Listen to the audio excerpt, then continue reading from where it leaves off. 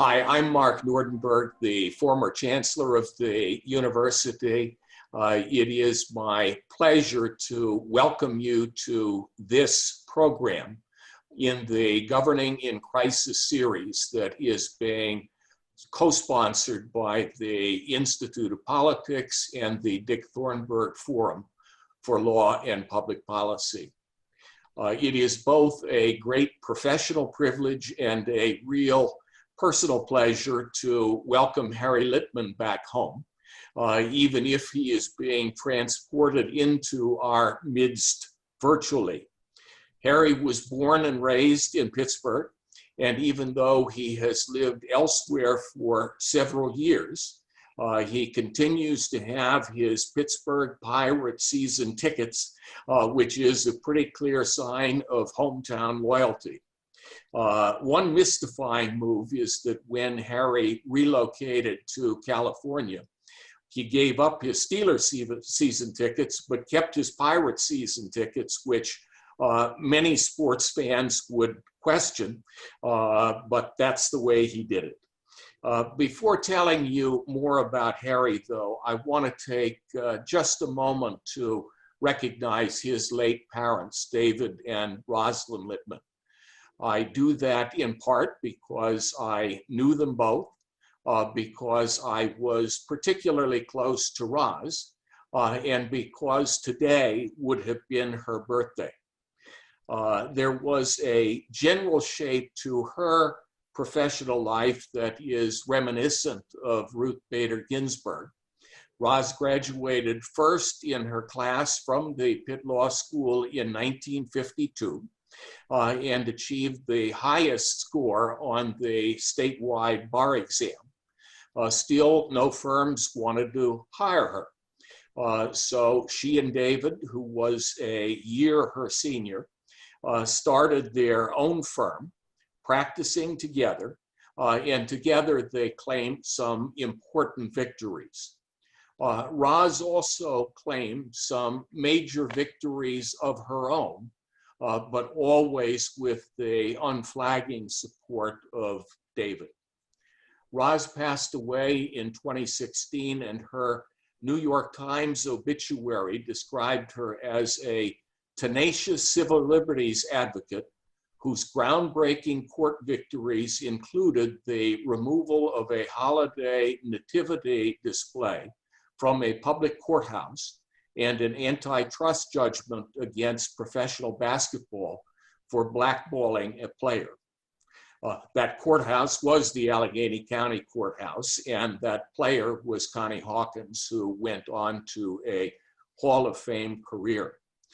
For 3 decades, Roz was on the national board of the American Civil Liberties Union and its executive committee. She was the first woman to be elected president of the Allegheny County Bar Association. She received the ACLU's Keystone of Liberty Award and also was honored as a distinguished graduate of the University of Pittsburgh. She was a role model to many, women and men, and she certainly played a role in shaping my career. David and Roz Litman launched their professional lives with advantages that Harry did not possess. They each had both an undergraduate degree and a law degree from the University of Pittsburgh. Harry must have stumbled in high school because he had to settle for Harvard for his undergraduate years and Berkeley for law school. But he overcame that disadvantage to distinguish himself. After graduation, he served as a law clerk for both Supreme Court Justice Thurgood Marshall and Supreme Court Justice Anthony Kennedy before becoming a federal prosecutor in the Northern District of California. He was detailed by the Department of Justice to Washington to work on several national cases and subsequently served as Deputy Assistant Attorney General and as United States Attorney for the Western District of Pennsylvania here in Pittsburgh. Today, Harry lives in California with his wife, a 3-time world jiu-jitsu champion and the daughter of a beloved Pitt physics faculty member and supercomputing pioneer, and their 3 children. He practices law with the San Francisco firm of Constantine Cannon and teaches constitutional law and national security law at both UCLA and the University of California at San Diego. He also is legal affairs columnist for the Los Angeles Times and a regular commentator on CNN, Fox, and MSNBC. Last but not least, he is the creator and executive producer of the podcast Talking Feds, which recently was named one of the 2 best political podcasts in America to prepare you for the 2020 election. In describing that podcast himself, he has said, "We are not at all snarky. We're not even all that Democrat. The podcast does have a point of view, but the point of view is very much the rule of law." Well, welcome, Harry. And that's a great place to start our conversation. Mark, thank you so much. It's an overwarm introduction even, but seeing as how it's my mother's birthday, I'm sure she would be quelling, and I thank you for it. Just a couple quick words. I really have been struck since Justice Ginsburg's death by all the parallels, not simply in the sort of heart of their career where they both encountered certain obstacles, but they're both little girls in Brooklyn where I think and not well-to-do at all, but I think they acquired both a kind of Brooklynite sort of sophistication, but also a sense of the law's application and its impact on real people. And just a quick nod to my dad, because as the country is learning about Marty Ginsburg, who was this really unusual and ahead of his time champion of his own thoroughbred who made it to the Supreme Court, my dad was always sort of on her side and happily subordinating himself at times to her own success, which he was deeply proud of. My mom, one more thing to mention is that every time, I guess she was rubbing in my bad fortune, because every time we passed the law school, she would say, "That's my law school." So I'm very proud to return to her law school today. Thank you. Well, I should say, too, that she was also the first woman to teach in the Pitt Law School as an adjunct professor. And Harry did redeem himself to some extent by teaching in the Pitt Law School himself. Same class. Right. Well, I want to go back to what you said about the podcast and its perspective being the perspective of the rule of law, because there are 2 terms that are being frequently used these days: law and order and the rule of law. And in fact, it seems as if the Republicans are using law and order and the Democrats are using rule of law. What is it about those 2 concepts? Are they similar or different? Yeah, it is funny that there's this sort of overlap of law, of course, order versus rule, and that it is bandied about that way and with a kind of a partisan tint. Yeah, I would say I see them as different. I think of law and order at least as connoting, maybe even denoting, a kind of obligation of citizens to stand up and fly right and submit as appropriate to a government show of force and deploy of the law, which I'm nothing against, by the way. I think one of the problems here, and your question kind of encompasses it, is this sense, this even emerged in the debate last night, that there's you're one or the other, or there's a false, law and order, that's good. Rule of law, that's good, but in different ways. I think of the rule of law, by contrast, as being a kind of shared moral obligation that arises precisely because it's equally born rather than kind of imposed from above. It's a cultural norm that we share, sort of one and one together, almost as a community obligation. And that's even knowing that sometimes laws are imperfect, or and certainly sometimes we disagree with them, but it's an obligation, yes, but that emerges not from the police baton as much as the kind of shared moral sense that we are all treated equally, and there's been some fair process that has given rise to the law, and some fair process that has applied it across the board without distinction between the different citizens. That's, of course, what's worrisome or pernicious about the rule of law and its application in the last few years, and the strong sense that people have begun to acquire that there may be different regimes for some than for others. And that's a terribly corrosive idea. Rule of law, it feels to me, kind of rests on a more ethereal kind of base of all that's all shared. And law and order, I think, is more when push comes to shove, literally, there's going to be some shoving. Well, let's stick with law and order for a Yes. moment. And because you spent a good bit of your adult life as a prosecutor, I assume that you My would. mother's eternal shame that that's correct. Yeah. Well, we're all proud of you. I wanted to read part of a letter to the editor that was published just a couple of weeks ago by a member of Congress from Arizona. And here is what she said. We have a clear choice in November between law and order and anarchy, between safety and fear, between community and chaos. We must take action and protect our nation and neighborhoods.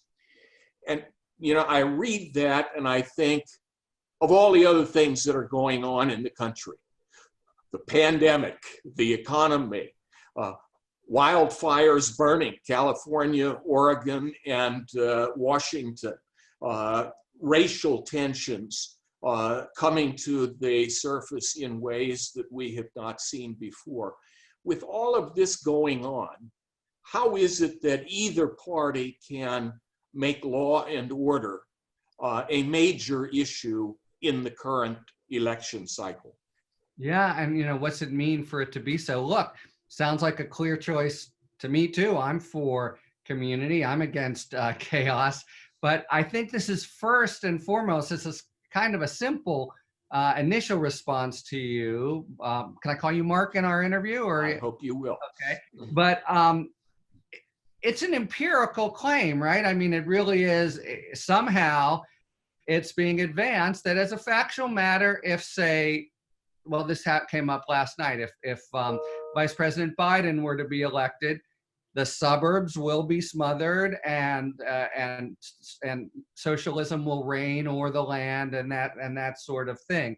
Now, so in the first instance, you want to say, how do you know that, or what's the basis for it, and why should we credit it? Because we certainly know it's a scary choice. If it were really true, we were perched on the edge of one or the other, I'd focus and make subordinate a lot of things I would otherwise think about. But it first seems like more kind of wild propaganda, and that does, I think, get to a recurring theme. When you sort of pull on all these claims, you get at the end often something that's false, something that's a lie, and that also seems almost too basic in kindergarten-like terms. But there's been this terrible debasement of just the idea of truth and falsity that we've come to accept, or just think of as par for the course under the president and the administration, that really has corrosive effects, you know,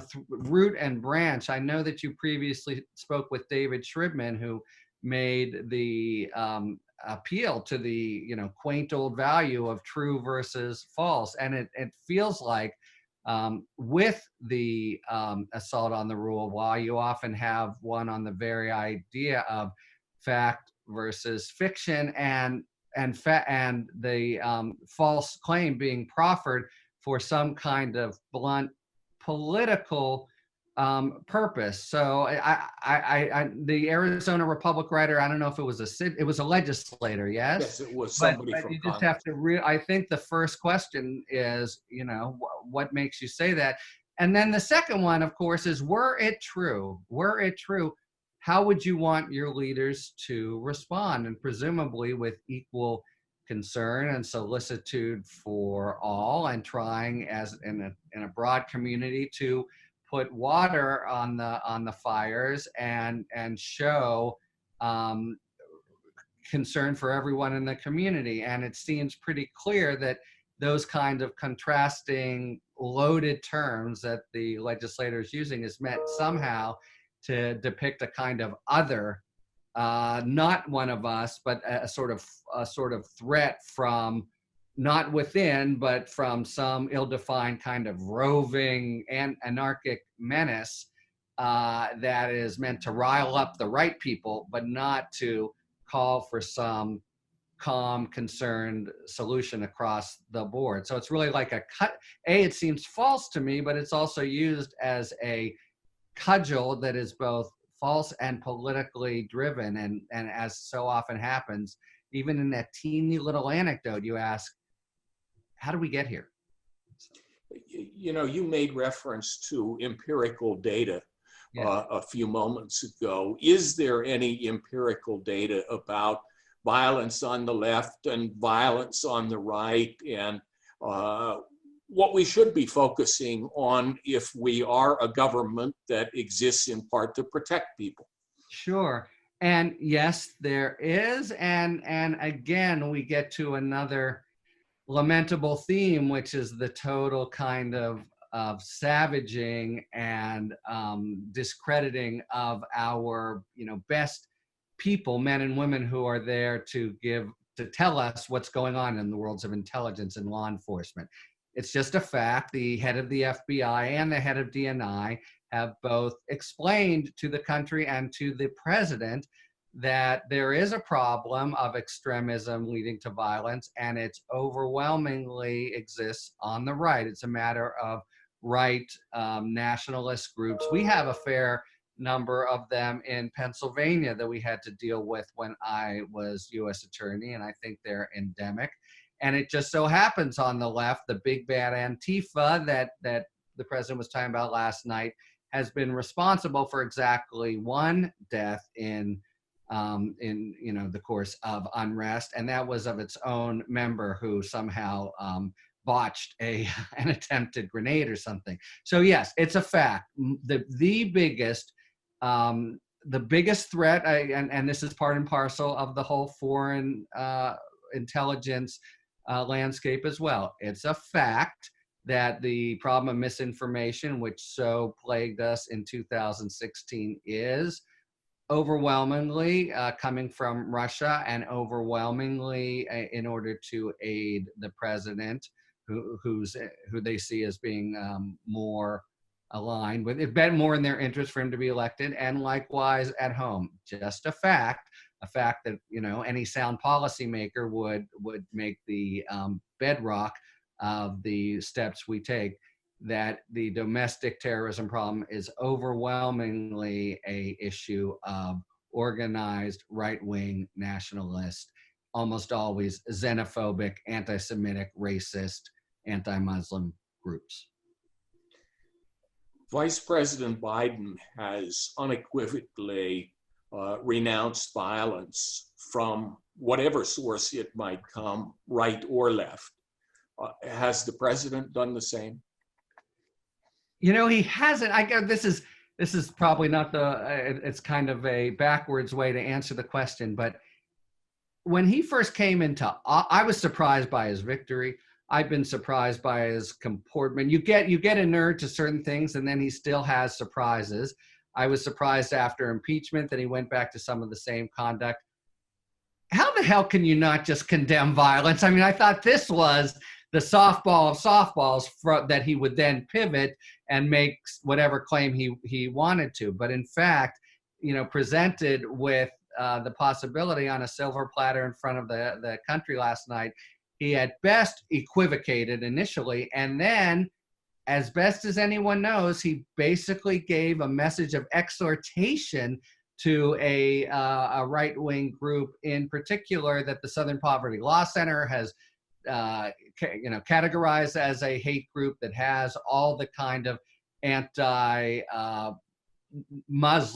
Jewish, African-American sentiments that drive them that I mentioned before. And he gave a not so covert, giddy up kind of message to them.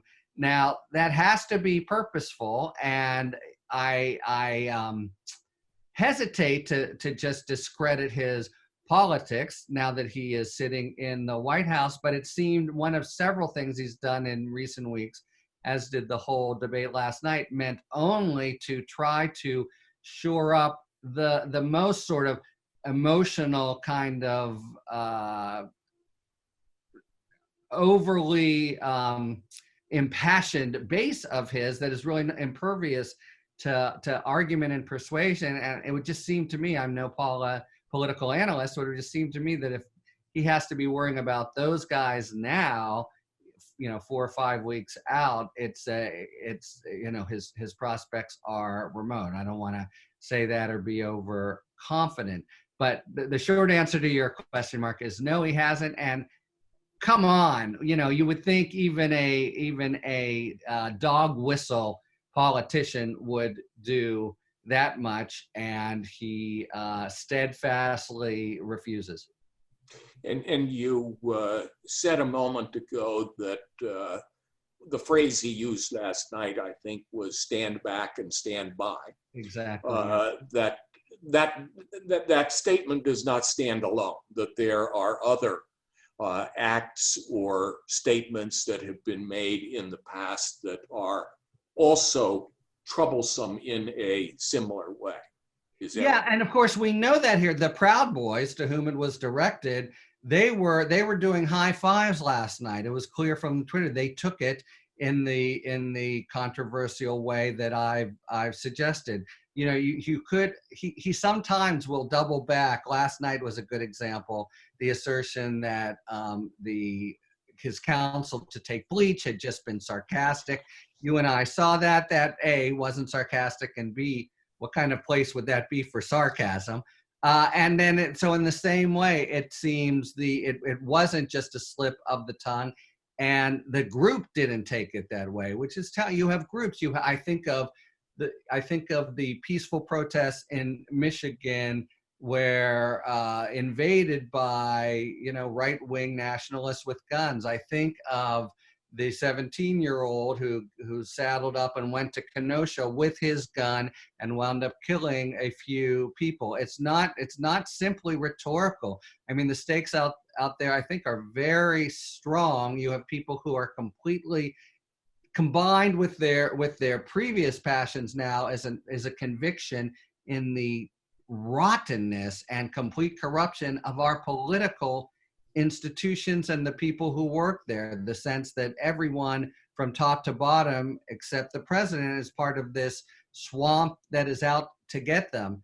And you combine that with the powder keg that some of these groups represent, it's not fun and games.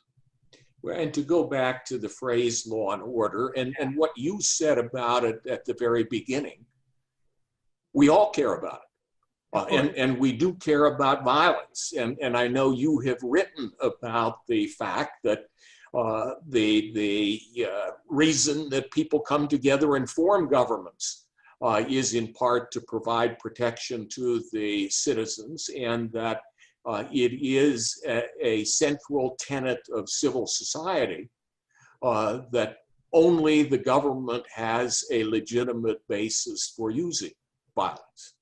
Right. And I would say even more, I think that's a true sort of statement of political theory, be it a small cluster, in a distant island or the US. But I think we in the US came together on a model of of holding certain truths to be certain that, that is that there is a kind of community and equality. Compare us, say, to the French or whatever, who love revolution, or other countries. We held certain truths to be self-evident, and they meant, a real kind of sense of community that was deeply tested in the Civil War and emerged intact after some damage.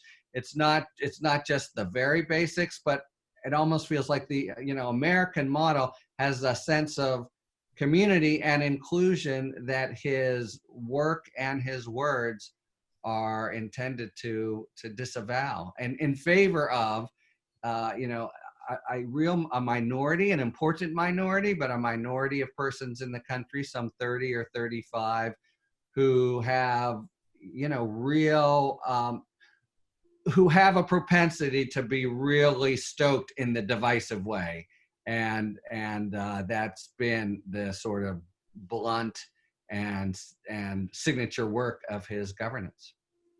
Well, let's go back to rule of law, and just to establish some context, I want to go back to the speech that the Attorney General gave on Constitution Day at Hillsdale College, because while that speech has been criticized for other reasons, I think what he says about the rule of law is pretty straightforward, and most of us would embrace it. He says, first, the rule of law is the linchpin of American freedom.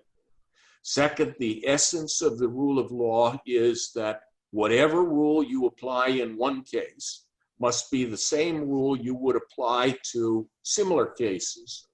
And third, the criminalization of politics is not healthy.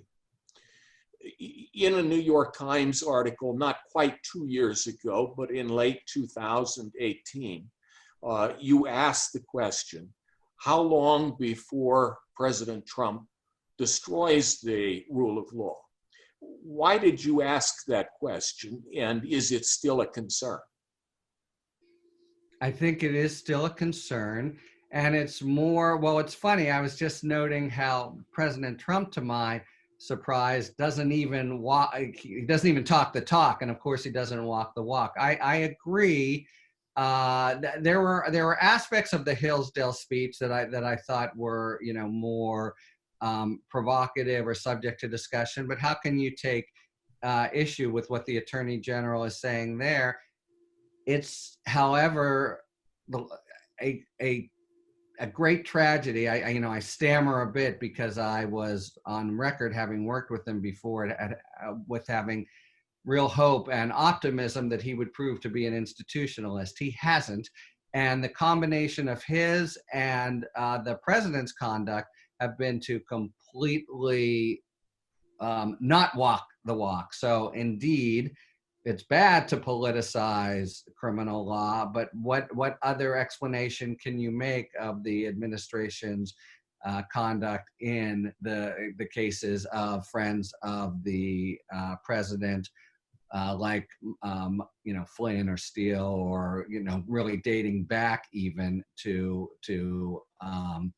Manafort and the like, and a pretty impressive sort of circle of criminals who had been around him. What can you say about yesterday or the day before in the Middle District of Pennsylvania, the trumpeting of information, but in a completely distorted way to give a false impression, say, of people trying to commit fraud with mail-in voting? What can you say about just yesterday, the disclosure by the Director of National Intelligence of a piece of completely discredited information, but that would tend to dirty up Hillary Clinton? We're back in 2016. So that piece in the Times was written in the wake of a series of steps of this sort. And I think it did get worse, right? That's before, and we knew any of the conduct that led to impeachment. And I think the conduct that has seemed so worrisome over the last several years has been of a piece.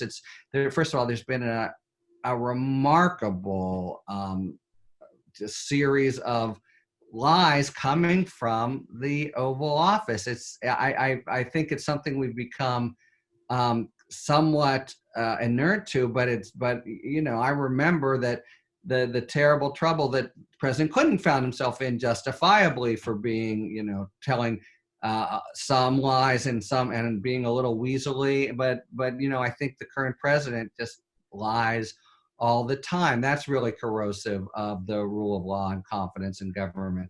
There's also a general theme of just viciously going after enemies. So there's not irony to the Attorney General's third tenet there. It's been an administration that you can predict its conduct by whether the president thinks that it's a good person or bad person, and then the real suppression of any kind of opinion that might in some way undermine the president's political fortune. So all those things, if rule of law means a kind of truthful set of norms applied equally to friend and foe, and a shared concern for citizens and their mutual obligations, it's taken a beating, more than I would have expected in 2016, and more than in 2018 I might have expected as we're here today. We've come through these last 3 years. It's always hard to predict, but I don't think that the people who are talking about the existential stakes of this election are being Chicken Little-ish. The mind reels trying to assess like the wrecking ball damage that more years of this kind of rule would lead to. Especially, well, I don't know if we'll be getting to the Supreme Court and the Senate, but it's been another remarkable hallmark of his governance, that this sort of effectiveness at bringing to heel all sort of opponents, and in different branches as well, and always to the same end of self-aggrandizement, even financial self-aggrandizement. Well, what should we make of the president's consistent refusal to commit to a peaceful transfer of power following the upcoming election? Yeah, isn't that amazing? The first thing I would say is the refusal, maybe I will, maybe I won't, is identical to saying, no, I will not. I mean, the whole notion here, the set in stone, unavoidable notion is, of course, there will be a peaceful transfer of power, whatever the circumstances. The closest we've come in our lifetimes where this principle came into play was 2000, where, Vice President Gore, by his supporters, had every reason to think he had more people in Florida had wanted to vote for him than had wanted to vote for President Bush. The court had acted imprudently in arresting the vote in Florida, and Gore came out and represented this principle. No, our institutions have spoken, and it's time for me to go. So it's the ultimate. It's tying it back to the sort of themes of rule of law. It's the ultimate subordination of law and institutions to the man, to the presidency, for him to suggest that the entire system, in its perhaps imperfect way, I mean, you can even imagine, I think 2000 arguably is an instance of the institutions doing everything they can and not necessarily getting it right, but a government of people with a rule of law and some kind of stability has to mean that when the institutions have fully worked their way, now it's time for peaceful transfer. So there's no hedging here. The saying, maybe I will, maybe I won't, is first, of course, as he did in the debate, as he's done with in the dog whistling I talked about, it's riling up supporters to expect a fraud under circumstances where there's empirically, back to empirical truth and fact, next to no reason to imagine that there could be, but rile them up to be precisely anti-democratic, disrespectful of the rule of law, ready to burn down the fields should the institutions of American government do their work and proclaim anyone other than Donald Trump the victor.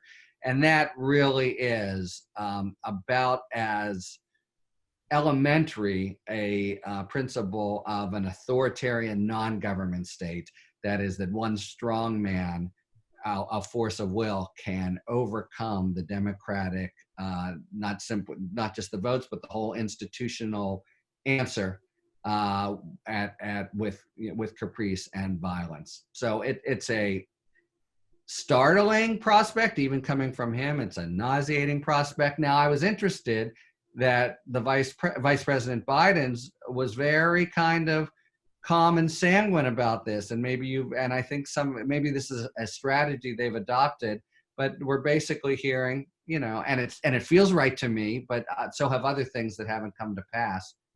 Don't worry, we're not, it's unimaginable that the military would come to heel. He might still be screaming he won, 30% might still be screaming he's won, but as the marshals are escorting him out when the presumably Supreme Court mandate has arrived. But as an indication of the kind of leader he is and the respect for democratic institution that he has, I thought it spoke volumes. When we talk about the election now, in the recent past, there have been other reports emerging that don't involve violence, but do involve kind of maybe a scorched earth litigation plan. The lawyers, yeah. Where, building upon the doubts that now have been cast on the fairness of voting by mail, there will be multiple challenges all around the country in a compressed period of time to prevent somebody from reaching a decision about the composition of the electors. What do you think about all of that?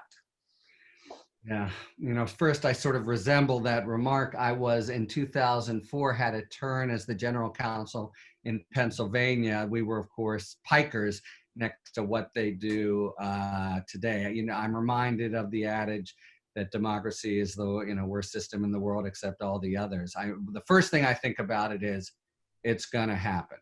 But the second thing I think about it is it really is precarious, because there's a special kind of context of election eve and election day litigation, which is there can be so many things that are valid but become irreparable, as like sand receding from a wave in front of your eyes. I invoke 2000, maybe I'm showing my age, but people will remember the butterfly ballot, which doubtless, everyone knew what that was, that had effectively transferred votes from Vice President Gore to Pat Buchanan, and that against the intention of the voters. On the other hand, there's certain, the need for finality you're being right at the sort of midnight hour means so many of those things become effectively beyond review. It's even the case, as this back and forth, lawyering has revealed something I didn't know. In every election, there are many valid votes that turn out not to be counted for one reason or another. It's an imperfect system that works almost all the time, except when you have these razor thin margins. Now, there is, though, something that I find offensive, and it goes back to the themes of falsity and politicization that have seemed so endemic across different conduct by the president and his champions, which is, again, there are facts here and there's fiction, and it is a fiction that mail-in voting gives rise to widespread fraud. 5 states have been doing it for years and years with no problems. All the anecdotes offered up turn out to be, at best, isolated anecdotes, usually not even that. So you do have the hordes that you've mentioned going into court on behalf of phony baloney claims. And that's somewhat, I think, corrosive of democratic values, but that the armies are milling on either plane and ready to go in everywhere. I mostly think of that's America in presidential elections, but it has gotten more and more impressive. You mentioned talking feds, and thank you for that. We had an episode a couple weeks ago with Senator Klobuchar and Congresswoman Porter and Mark Elias, who's the head law strategist for everything that's going on.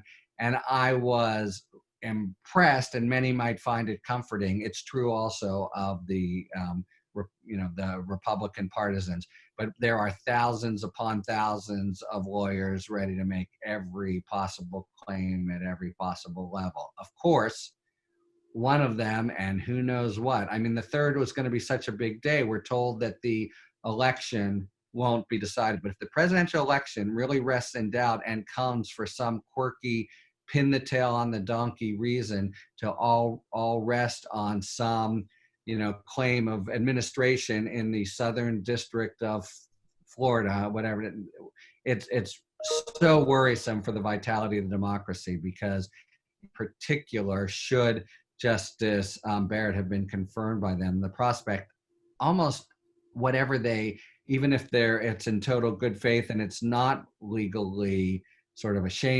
shameful and discredited opinion like Bush v. Gore,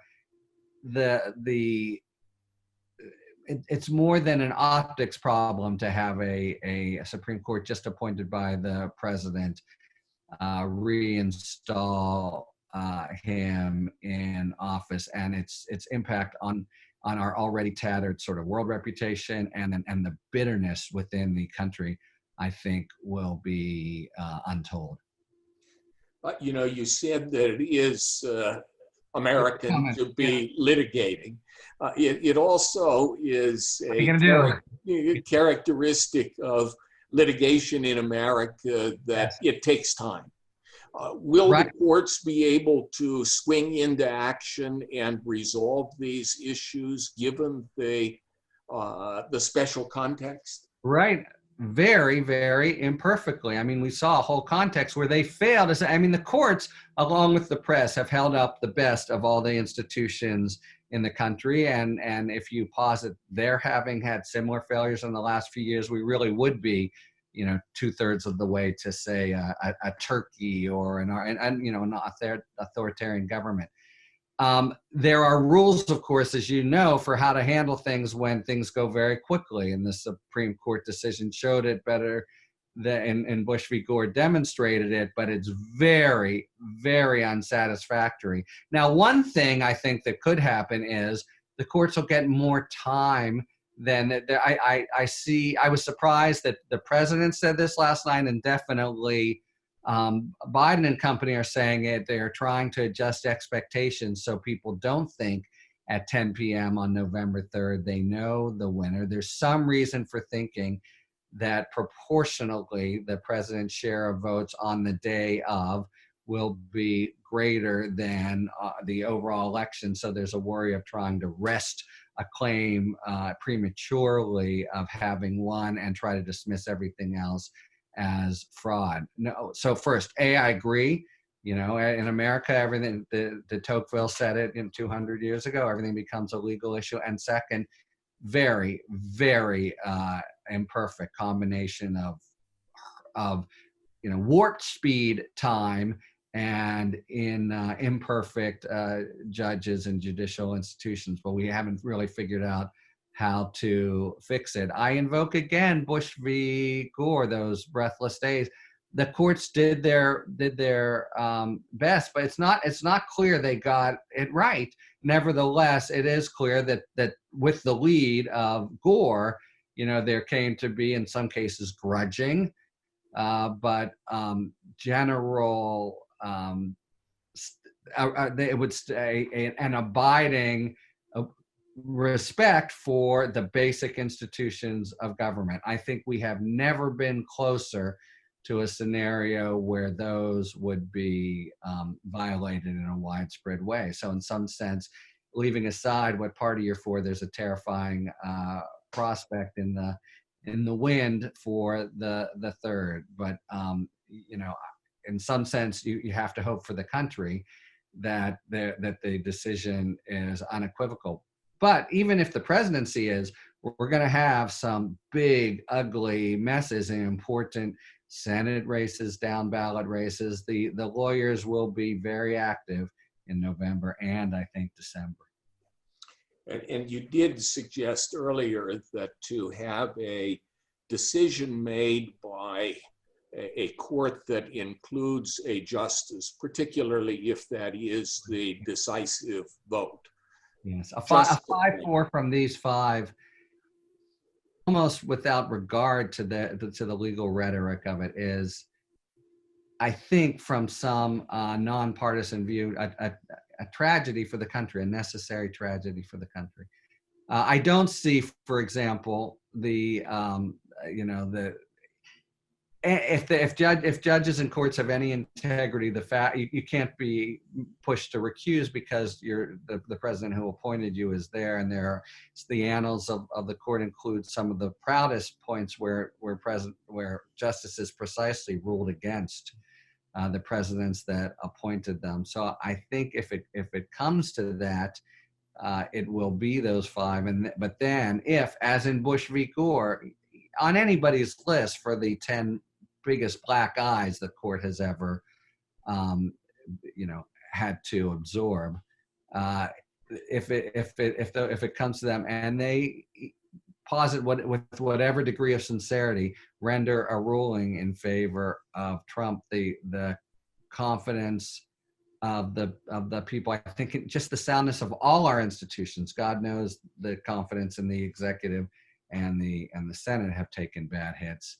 I think you can really see the kind of deep cynicism that, say, countries behind the Iron Curtain, their citizens all had, a general indifference at best and kind of contempt at worst for the people who govern them. That's not a healthy state of affairs. Well, let's hope that we can move through November 3rd without black eyes or either worse kinds of injuries. And we all need to be attentive. We all need to keep working to advance the rule of law. All need to vote. And that I will make, well, as you know, I really have not meant to devolve into partisanship, but you cannot help but see the litigation you're talking about in November. It's here, 45 states, it's already here. And there just is a common theme. It matches their self-interest, but there is something unsavory about it. The Republican legislators and the Republican lawyers are all about restricting access and having fewer people vote. You understand why, but it seems like that's not so American either. Well, and there is something that is particularly unsettling when it's happening in your home state. Yes. Where you think that we all are in it together and we're going to move forward and we're going to resolve something according to the rules. And Pennsylvania has emerged as such an important state and likely now a site of ongoing litigation. Oh yeah, the spotlight's shown really vividly on us this week, but I don't think it's going away. This is going to be one of the anecdotes on the trail, this supposed, torn up ballots for Trump, that if you take a deep breath and hear the story, you understand is, nothing wrong has occurred, but that's not the way that the words are filtered in October 2020. Well, we're glad that even though you're in California, you really haven't gone away either. And it's great to have you back. Thank you so much. What a pleasure. What a great, I've just now been looking in preparation for this at the series, Chuck Rosenberg, who's a friend and colleague, David Thornburg, my high school classmate David Shribman and the like. You've got quite the, as we know in many sports, a Western Pennsylvania all-star cast is a national all-star class.